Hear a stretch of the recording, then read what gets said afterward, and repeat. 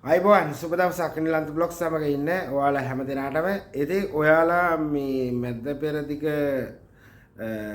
වැලිකත්තරේ ඉඳගෙන කුවේට් එකේ ඉඳගෙන තමන්ගේ නංගි ඩුබයි රාජ්‍යයේ ඉන්න නංගිව ගෙන්න ගන්න සමාජ මාධ්‍ය තුල හඬ නගන තමන්ගේ සොයුරිය ගෙන්නා ගන්න මේ කුවේට් එකේ ඉඳන් හඬ නගන නිර්මලී නක්කා ඔයාලා හැමෝම දන්නවා දැන් TikTok පාවිච්චි කරන ගොඩක් කට්ටිය.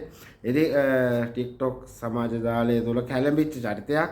ඉතින් එයාගේ නංගිව බේර ගන්න, එයාගේ නංගිව ලංකාවට ගෙන්න ගන්න, එයා මාර විදියට හඬක් නගනවා.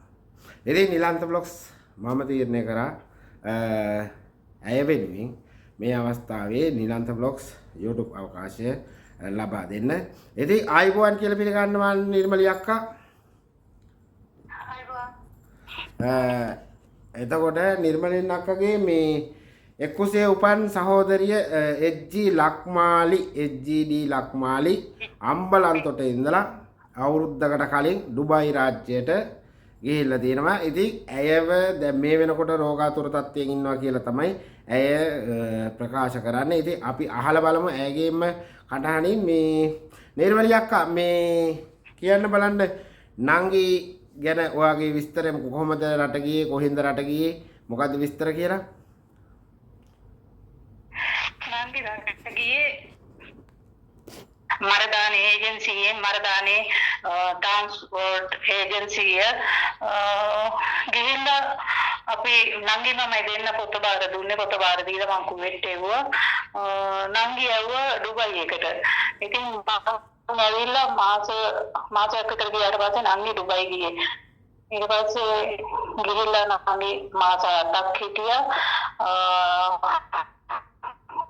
මාසයක් හිටියා හැබැයි ඒජන්සියේ ගිහිල්ලා ඊට පස්සේ ගෙදරකට දැම්මම මාස 8ක් හිටියා. කකුල පෙරළුණා උඩ තට්ටුවේ කාපට් එකක් උස්සන්න ගිහිල්ලා කකුලට කරන්ට් එක අල්ලලා ඒත් හරියේ නැහැ. මේ ගෙදර මැඩම් එක්කන් ගිහලා කකුලට බෙහෙත් මේ අරගෙන තිබුණා. ඒත් හරියේ නෑ. ඒ ගෙදර ඉන්න බාබා උස්සලා කුටුවකින් වාඩි කරවන්න ඕනලු. රෝද කුටුවට තියලා උස්සලා වාඩි කරවලා ගෙනල්ලා කාලේ කුටුවෙන් වාඩි කරවන්න ඕනලු. ඉතින් එයාගේ කකුලේ ඉදිමෙනවා හැමදාම අඬනවා කිය කිය. ඉතින් පස්සේ බැරි තැන ඒජන්සියට සාහනයක් පතාගෙන ගියා. ඊට පස්සේ තව ගෙදරක් බලන්න මෙයාට කකුල කණීප කරගෙන මෙයාව ගෙදරකට දැම්මේ නැහැ.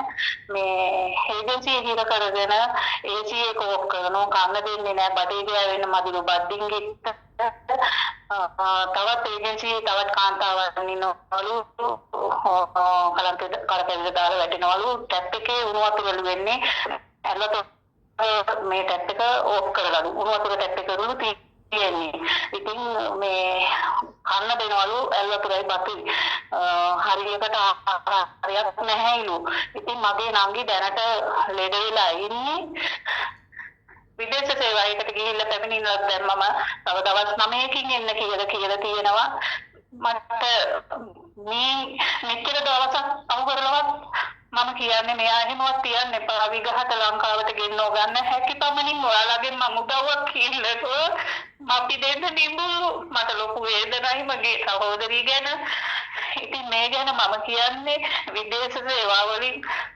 දුබයි එකේ ඉන්න විදේශ සේවාවකේ නෝනල මහත්තයලා සර්ලා මිස්ලා මේ වෙනුවෙන් හඬ නගා හිටින්න මගේ සහෝදරයා මට මැරෙන්න දෙන්න බෑ මෙයාව ආම ලංකාවට ගෙන්නලා දෙන්න කියලා මම ඔයාලගෙන් ඉල්ලා සිටිතෝ බැගාගත්තෝ මම වැඳලා ඉල්ලනවා දෙවියදී හරි අයින්සක ගැහණියක් එයාගේ විස්තරය කියලා තමයි ආරට ගියේ ඒවත් ඒ මිනිස්සුන්ට හිතපුවා නෑ අනුකම්පාවක් නෑ මගේ සහෝදරයාට මොනවා වගේ දෙයක් වෙන්න නෑ තවත් දවස් 9ක් ඉන්නකොට ඉතින් මම මේ කොයියාමේ නිවිදදුරට ගියත් මම දෙවියන්ගෙන් අය දින්නේ මගේ සහෝදරයට කිසිම දුකක් කරදරයක් නැතුව මගේ ලංකාවට මගේ මව්බිමට එන්න ලැබේවා කියලා මම ප්‍රාර්ථනා කරනවා ඔයාලගේ හැමෝගෙම මම ඇඳලා කියන්නේ මට මේ සඳහා ඔයාලගේ ශ්‍රමයෙන් මට උදව්වක් දෙන්න කියන එක තමයි මම ඉල්ලා සිටින්නේ. එතකොට මේ නිර්මලිය අක්කා මේ පිළිබඳව ඔයා ඒජන්සිය දැනුවත් කරේ නැද්ද? ඒජන්සිය මොකද කියන්නේ? ඒජන්සියට පුතා ගිහින් කියලා තිබුණා මීට මාස දෙකකට වගේ කලින් පුතා ගිහින් කියලා තිබුණා මෙයා කියලා තිබුණා ඒජන්සියෙන් හිටියනේ මෙයාගේ එකට බොස්ලා මැඩම්ලා මෙයා බාර ගන්න නැහැ ඩුබයි එකේ ඒජන්සියට එනවලු. ආවෙන් පස්සේ මෙයාගේ වයස වැඩිනේ. අවුරුදු 54ට ගේකට යන්න අමාරුයි. ඉතින් අර බොහොම අමාරුවෙන් ගිහපු ගෙදරක තමයි මාසකට වැඩ කරගෙන හිටියේ. බැරි තැන තමයි ඒජන්සියට ඇවිල්ලා තිබුණේ. ඉතින් තවත් ගේක් බලාගෙන මාස කිටිය දෙකක් කිටිය තුනක් කිටිය හතරක් කිටිය පස්සේ ලෙඩ වුණා. ඒජන්සිය වලට කතා කරුවම ලංකාවේ සබ් ගියනවලු. එයාට බනිනවලු. එයි මම කුවේට් එකේ මට වෙච්ච දේ දන්නවනේ මේ අන්තර්ජාලෙ මම වීඩියෝස් එකක් දාලා තිබුණනේ. ඒක නිසා ඒ පාස්නේ කතා කරන්නේ මේ නංගි වැටිච්ච අමාරුව ඒගොල්ලන් කතා කරන්නේ නැහැලු. එතකොට මාසකට හිටපු ගෑණි ගෙදරට ඇයි ලංකාවට ගෙන්නමන්නේ නැත්තේ? ඇයි යාට තවත් හිංසා දෙන්නේ වතුර ටැප් එක ඕෆ් කරලා ඇල් වතුර ටැප් එක ඕෆ් කරලා උණු වතුර ටැප් එක නාන්න නැහැ කන්න නැහැ ලෙඩට බෙහෙත් පෙත්තක් බොන්න නැහැ මොකද මේ දෙන වතුර 32 මරන්න එපා. එතකොට මේ ඒජන්සියේ සල්ලි ඉල්ලුවද ගෙන්නන්නේ? ඒජන්සි සල්ලි ඉල්ලුවද ගෙන්නන්නේ? නෑ ඒජන්සි සල්ලි ඉල්ලුවද නෑ. එතකොට ඒ මාසයක් කිනද මොකටද සල්ලි ඉල්ලන්නේ? නෑ එතකොට දැන් ගෙන්නලා දෙන්න මොනම මේ විදියකටවත් කිව්වේ නැද්ද මේ විදියට කරොත් මේ විදියට ගෙනල්ලා දෙන්න පුළුවන් එහෙම මොනවාක්වත් කතාවක් එයාලා උත්තරයක් දුන්නේ නැද්ද? මොකොත් එහෙම කියලා නෑ. 9 වෙනිදාට පුතාට එන්න කියලා තියෙනවා අද සම්බුද්දා. ඒ අර විදේශ සේවා නියුක්තිකාරයන් සෙන්නේ. ඒ විදේශ සේවා නියුක්තිකාරයන් සෙන්නේ. මං අහන්නේ ඒජන්සි. ඔයාලා රට ගියපු ඒජන්සියෙන් සල්ලි ඉල්ලුවද මෙයාව ගෙන්නන්න? එහෙම නැත්නම් මෙයාගේ ගෙන්නන එක මගාරිනවද? මොකද කරන්නේ කට්ටිය? නෑ සල්ලි ඉල්ලලා නැහැ. මේ පුතාට කිව්වලු 9 වෙනි දෙන්න කියලා. එම්බසියෙන් එච්චරයි කියලා තියෙන්නේ. පුතාට කියනවා 9 වෙනි දෙන්න කියලා. එතකොට ඊට කලින් ඒජන්සියෙන් කියලා නෑ ඔයාලට මේ ගෙන්න ගන්න ඕන නම් සල්ලි ගෙවන්න නැත්නම් නංගිට එහෙම කියලා නැද්ද ලක්ෂ 8ක් 6ක් ලක්ෂ 5ක් 6ක් දීලා යන්න ඕන ලංකාවට එහෙම කියලා නෑ. නෑ ඒව මොකුත් නෑ ඒව කිසි දෙයක් කියලා නෑ. දැන් අපිට මාත් එක ෆෝන් එකේ මගේ මාත් එක්ක කතා කරා එතන වෙච්ච සිද්ධිය. ඒ මොකුත් සම්බන්ධව කියලා නැහැ. ඒ කියන්නේ ලංකාවට යවන්න උවමනාවකුත් නෑ. එහෙමද? පුතාට එන්න කියලා තියෙනවා 9 වෙනිදාට එම්බසියේ.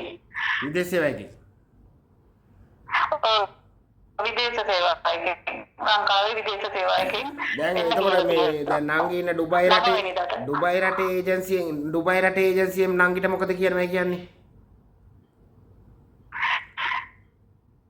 ඒක හරියට විස්තරයක් ඒ මොකුත් කතා කරලා නැහැ. ඔච්චර තමයි කියලා තියෙන්නේ. එතකොට නංගිව දැන් ඔයාට පහුගිය දවස්වල ඔයාට නිකන් පොලිසියට බාර දීලා යවන කතාවක් කියලා තිබුණානේ. ඒක ඒ විදියට උනේත් නැහැ. නෑ කිසිම දෙයක් ඒ සම්බන්ධව මොකක්වත්ම නැහැ. දැන් ඒ කියන්නේ සල්ලි ඉල්ලුවෙත් නැහැ මෙයාව ලංකාවට එවන්න. ඒ පොලිසියකට බාර දීලා එවන්න කතාවකුත් නැහැ මොකක් නැහැ. එයාවගේ හේතියාගෙන ඉන්න තමයි අදහස ඒජන්සි. එහෙමද?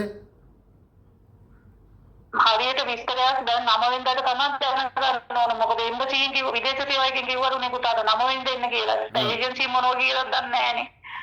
නෑ දැන් ඔයාලා දැන් ඔයා දැන් මේ ප්‍රශ්නේ එන්න කලින් ඔයා ඒජන්සියත් එක්ක කතා කරන්නේ නැති නම් මේ මට ලංකාවට යන්න ඕන හරි කියලා. නැත්තම් වැඩ ගෙදරක් හොයලා දෙන්න කියන එකම විතරද කිව්වේ නංගි? නංගි ගෙදරක් හොයලා දෙන්න එක තමයි කියලා තිබුණේ. ඒජන්සිය ඇතුලේ ඉඳගෙන මට ගෙදරක් හොයලා දෙන්න කියන එක තමයි කියලා තිබුණේ. නැත්තම් මාව ලංකාවට ගෙන්නවන්න කියලා සබ්ට කිව්වලු. මට මෙතන මෙහෙම ඉන්න බෑ. සර් මාව ලංකාවට ගන්න කියලා කිව්වලු. ඉතින් ඒ මොකවත් කතා කරන්නේ නැහැ. ඒ සම්බන්ධව කිසි දෙයක් ඒව කතා කරන්නේ නැහැ. කෙලින්ම කතා කරන්නේ මට බනිනවලු එච්චරයි. ඔයාට බයිනෝ විතරයි. එතකොට දැන් මොකද සෞදියේ අම්මා කෙනෙක්ගේ පැමිණිල්ලක් දානවා අප්‍රේල් මාසේ අන්තිමට මේ විභාග වෙන්න තියෙන දවසට කලින් ඒ අම්මා නැති වෙලා තියෙනවා. ඒක නිසා විදේශ සේවා නියුක්ති කාර්යාංශය යම් කෙනෙක්ගේ රෝගී තත්ත්වයක් හරි කලදරයක් හරි තියෙද්දී කල් දමා ඉන්න එක නුවණට හුරු නැහැ. ඉතින් නිර්මලී අක්කගේ සහෝදරිය ලක්මාලි සහෝදරිය මගේ සහෝදරිය දෙට වෙලා ඉන්නේ දැනට වෙලා ඉන්නේ ඇතුලේ. ඉතින් ඇයව ඩුබයි ඒජන්සියේ විදේශ රැකියා නියෝජිත ආයතනයේ ස්ථානයක තමයි ආයතනයේ සතු ස්ථානයක තමයි තියාගෙන ඉන්නවා කියන්නේ. ඇය රෝගී තත්ත්වයෙන් පෙළනවා කියන්නේ. ඒක නිසා ඇයට වැඩ කරගන්නත් බැරි නම් එහෙමනම් ඇයව ලංකාවට නිර්පද්‍රිතව යවන්න ඕනේ. හරිද? නැතුව ඒ විදේශ සේවකයේ පැමිණිල්ල දාලා ඒකට කල් අරගෙන අවසානයේදී කෝල් එකේ එන්න බෑ මේ ජීවිතේ නැති කරගෙන හානි කරගෙන එහෙම කියන කතන්දරේ එන්න බෑ. ඉතින් ඒක නිසා වගකිය යුතු නිලධාරීන් විදිහට නිර්මලී අක්කගේ සහෝදරියට ඉක්මනින්ම විසඳුමක් ලබා දෙන්න. ඉතින් වීඩියෝ එක නරඹන ඔයාලගෙන් ඉල්ලන්නේ මේක ඔයාලා දන්න රජයේ විදේශ සේවායකේ ඇමතිගේ මන්ත්‍රීගේ හැම කෙනෙක්ගෙම නෙත ගැටෙන්න ෂෙයා කරලා දෙන්න. මොකද මේ වැලි කතරේ තවත් කඳුළු කතාවක්.